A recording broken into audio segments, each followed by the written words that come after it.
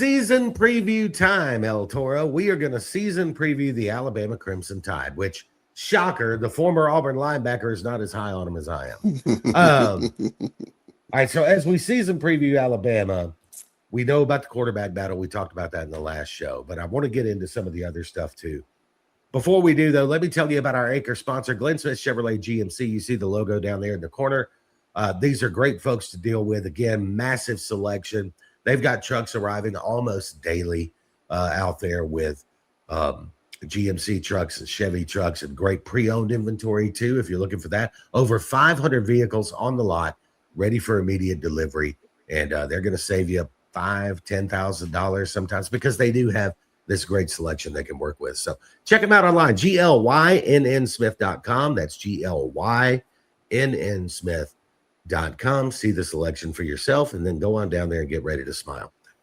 All right, Eltoro, season preview Alabama. Here we go. Coming off an 11-win season, 10-2 in the regular season. Scheduled manageable for Alabama this year. But then there's a lot of unknowns, right? There's unknowns on the defensive line. They went to the portal, filled some of those. They went to the portal and brought in, I believe it's six or seven new offensive linemen in the portal. They're going to have 4 new starters on the offensive line, although a couple of those guys do have some experience. This is really forget the quarterback battle for a minute. This is really about testing, I think, where the program is under Kalen DeBoer in year 3, because this is the first time since he's had the job that it's going to be a Kalen DeBoer roster. I think there's only half a dozen or so Saban guys that ever played for Saban still left on the roster. So this will be the Kalen. I think it's the first year where you could look at it and go, Kalen DeBoer's team right here. Absolutely, Jay. And I think that's exactly how it need to be seen upon because, now with Alabama, I'm gonna give you some strengths they have. We already know about the quarterback battle. The strengths is that it has to be the secondary, Jay. On defense and what they're bringing back and things of that nature. And I know they lost some guys, but they went in the portal. They get some muscle on the defensive line. And the concern there is, Jay, the talent is there. The talent is there, but we need to see more of the physicality, Jay. It need to be more physical. I need to see, even on the offensive line, it's an unproven talent, but we need to see some guys mauling people and just bringing back that Alabama culture of football. You know what I mean? That's the biggest concern that I have with the Alabama Crimson Tide. The talent, they gonna always have talent, but can you get them to play the style of football that Alabama, familiar with seeing? Obviously, and the coaches talk about it at every press conference. It's not a secret. They've got to find a running game somewhere. They were 125th, 126th in the country last year in rushing. That can't happen. You can't average 3.2 yards a carry. You've got to get up over 4 yards a carry to make this thing work. In fairness to DeBoer and Grubb, they're never going to be like a top 20 rushing offense. That's not what they do, right? But for their offense, if you're top 60, top 50, right, then your passing offense is going to probably be top 10 because they use the running game to build that passing attack. So I'm fascinated by the offensive line changes. You're going to have a redshirt freshman, at least it looks like, a second-year player at left tackle who was a 5-star kid, Jackson Lloyd, heavily recruited kid. He got named the starting left tackle like 3 days into spring. Like Ryan Grubb didn't hesitate. He's like, yeah, he's our left tackle. So, you got a talented kid, but he's young. The left guard spot, they're still working that out. Second-year player battling against a third-year player. The center, fascinating story. A transfer from Cal Poly, playing FCS football last year.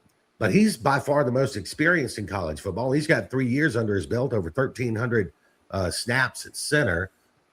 And interesting that he came in and they wanted him to up his strength numbers. They say he's done that. He's 6'3", he's about 305, 310. You got Michael Carroll, who finished the year starting at right tackle last year. And he agreed to, and the coaches moved him inside to right guard, which is where he was really projected. He played guard in high school. He was kind of projected as a guard at this level. And I know tackles make more money, but you want to be at your best position, you know. And then the right tackle, at least right now, is a transfer from Mississippi State, Javen James. Started at left tackle for Mississippi State last year, started at left tackle the year before at Kent State. So it's not heavy on experience.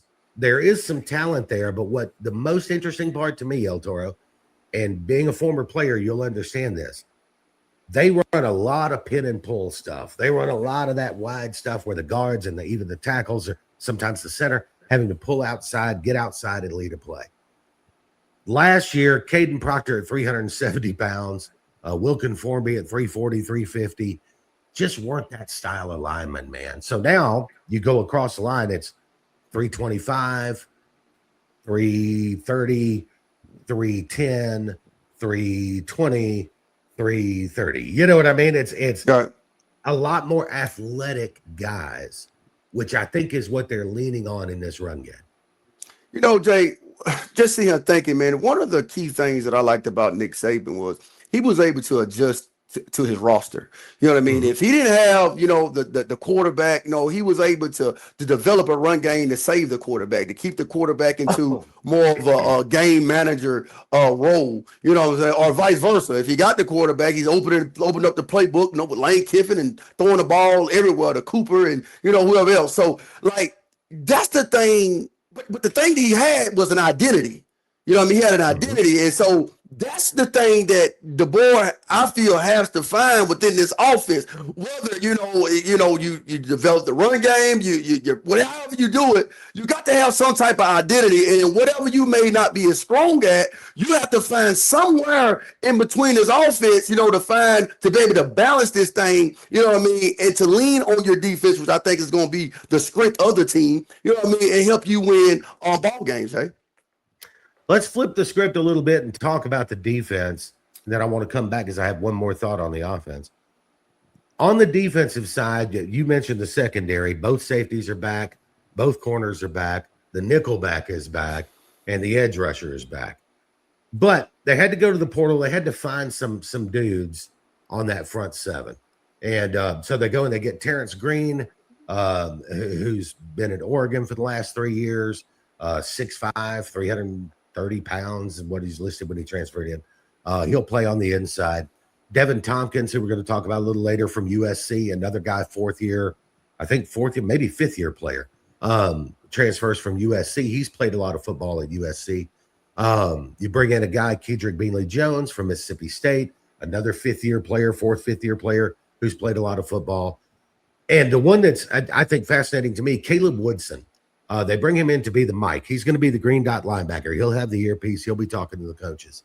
He comes in from Virginia Tech. He was a team captain there, and has played a lot of football at the middle linebacker slot. So they really it's almost the Indiana model. We're going to go out and get some older guys who played a lot of football, right? And we're going to bring them in and plug them in that front seven, and see if we can't get something done there. So on the defensive side, they were a top 20 unit last year. There's no reason they can't be top 20 again, maybe a top 10 defense this year. You're absolutely right, Jay. You're absolutely right. You're bringing that physicality. I mean, top 10 for sure. I mean, you got a lot of guys that have played a lot of football, even though coming out of the transfer portal.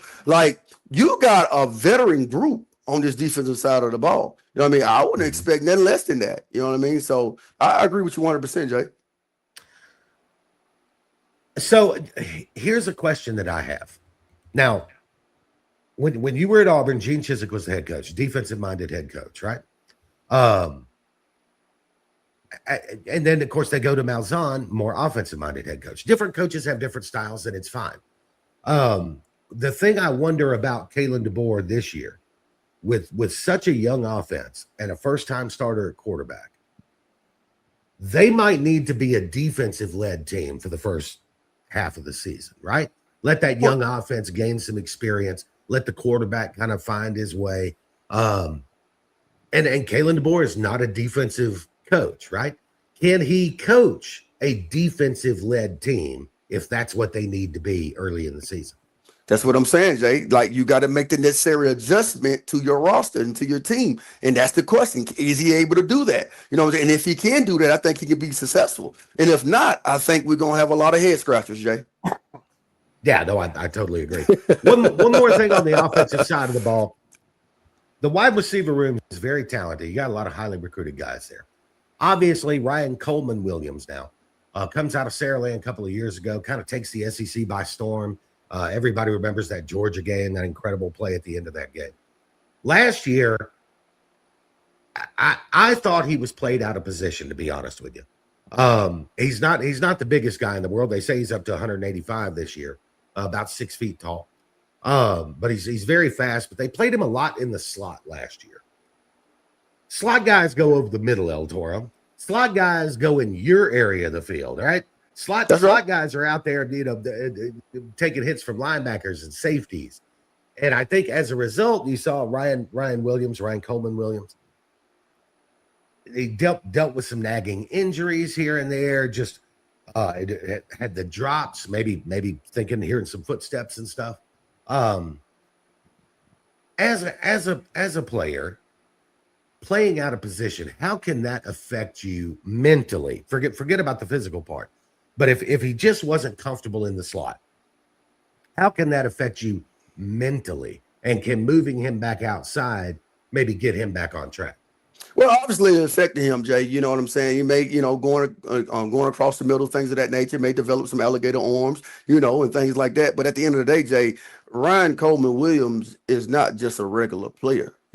This kid is a playmaker. And so, and with that title, he has to be able to adjust to whatever the coaches need him to adjust to and continue to be that guy because of who he is. I mean, how much is he getting paid from the NIL? I think the estimates are 1.5 to 2, somewhere in there. $2 million. I mean, we got to get this done. You understand what I'm saying? Like he's that type of player. You know what I mean? In his freshman season, his performance he put on, Jay, I mean, it was out of this world. You know what I mean? And so he's that type of player, Jay. And whatever adjustment needs to be made, he has to make that. I feel he has to make the necessary adjustment to be a playmaker for his team. Because it's just the position he's in. He's the impact player. And I think, and I'm gonna tell you this now, I think that he had a sophomore slump. I think this year he can rebound. I think it'd be a good time for him to rebound and do what he does. But I'm gonna tell you one thing, Jay. I'm gonna tell you one thing they got going on. I'm excited about this right here. One thing they got going on in Alabama in that wide receiver room is Darian Morgan. That kid right there is amazing, Jay. You know what I mean? I'm telling you, he has the size, the speed, the skill set. Man, this guy is amazing. I cannot wait to watch this guy. And you know what? They gave him that jersey number 8 or Julio Jones. Man, that is so honorable right there, Jay. That is an honor right there, man. I'm telling you. Darian Morgan, man, is my guy to watch, man, for sure. Darian Morgan is going to be, I don't know when, but is going to be a big part of this Alabama offense. And it may be something where a little bit more and a little bit more and a little bit more as the season goes along. But yeah, Darian Morgan, if you haven't seen him, folks, just Google him. Just Google him and take a look. Because we're talking 6'4", maybe 6'4.5", about 220, 225. Just the real deal. Something else, man. Put him in the slot, Jay. Let him go across the middle. Yeah. Go from Mexico. The safety's gonna think twice before they come up. Absolutely, they're gonna run up and bounce off. All right, let's talk about this Alabama team. I know you went when we did our over unders. You went under 8.5. So either you're thinking 8 wins or you're thinking less than that. Where are you on the Crimson Tide? I'm thinking 8, Jay. I'm thinking 8. I think they lose in the Iron Bowl, Jay. Okay. Yeah, I've got them at 9-3, and I don't really have a reason why 9-3 and not 10-2 or 8-4, other than I think the offense is so young that I don't know when you get in those games like with Georgia and Tuscaloosa, or you get in Baton Rouge, right? And I just wonder if that young offense struggles in those kind of situations. I think they'll have plenty of talent. I think they'll be good. And I think they've got a chance to be 10-2. And if whichever quarterback is a superstar, maybe more, who knows? But I told somebody 2 months ago, they smell like a 9-3 team to me. You know what I mean? Like talented, good, maybe just not quite there yet. Jake, this is gonna sound funny, but I'm telling you, Jake, do not sleep on the first away game to Kentucky with this team. Okay. You know, man, that is going to be an exciting game to watch to see how this young group, the quarterback and the offense, you know, how they gel and how they go against the SEC talent on the road, first time on the road. It's going to be huge, Jay. It's going to be a huge game. That's one where if you have developed a running game, then you can lean on your defense in that game, and get the win. But we'll see. If they haven't developed a running game, I don't know if it's going to matter, man. I mean, because they probably could beat Kentucky with another lackluster running game, but you're not beating Georgia, you're not beating LSU, you're not beating A&M, and you may not beat Tennessee on the road, you may not beat South Carolina, and you may not beat Auburn. But they've got to find some sort of running game. I think that's the whole key to the season. Until we're not going to know, even after Kentucky, but South Carolina. You're going to learn something about whether or not you got a running game, I think. Don't forget the physicality, Jay. Yeah, got to be there. Got to be there.